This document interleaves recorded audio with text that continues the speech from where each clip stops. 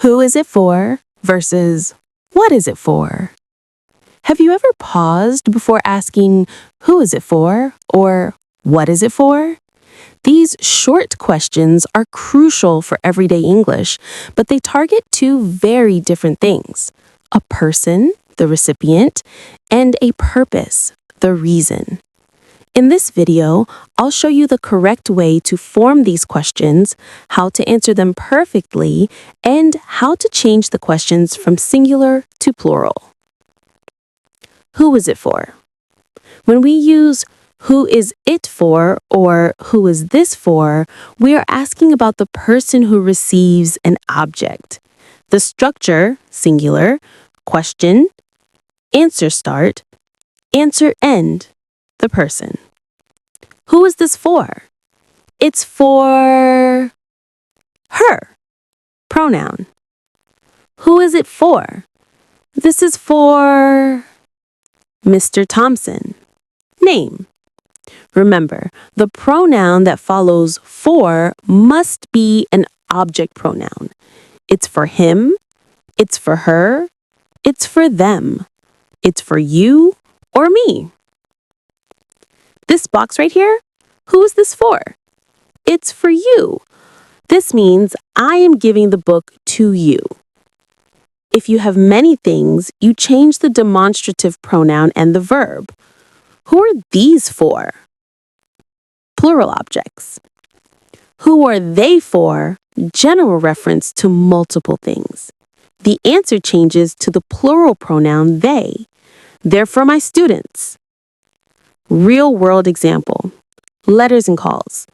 This question is common when handling mail. Who is this letter for? The answer is simply, it's for me or it's for John. This was also a common question years ago when a household phone rang. Who is it for? Now, with cell phones, we immediately know the recipient. What is it for? Now, if we change who to what, the focus changes entirely.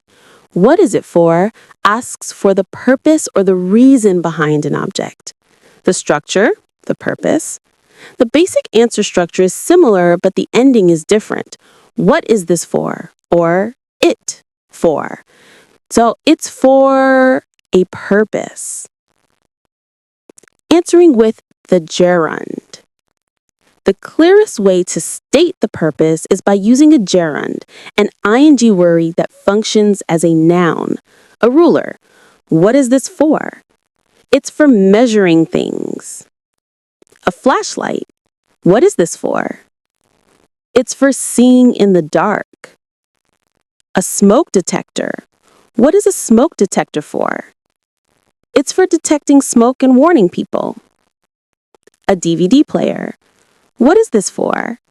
It's for playing DVDs and CDs. Plural objects.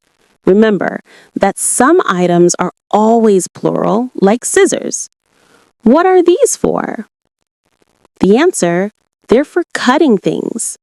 Gerund, cutting. Past tense purpose.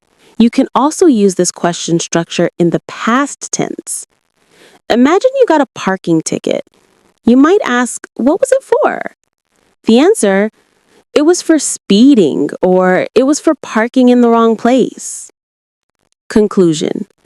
So to summarize, use who is it for when you want to know the person receiving the object.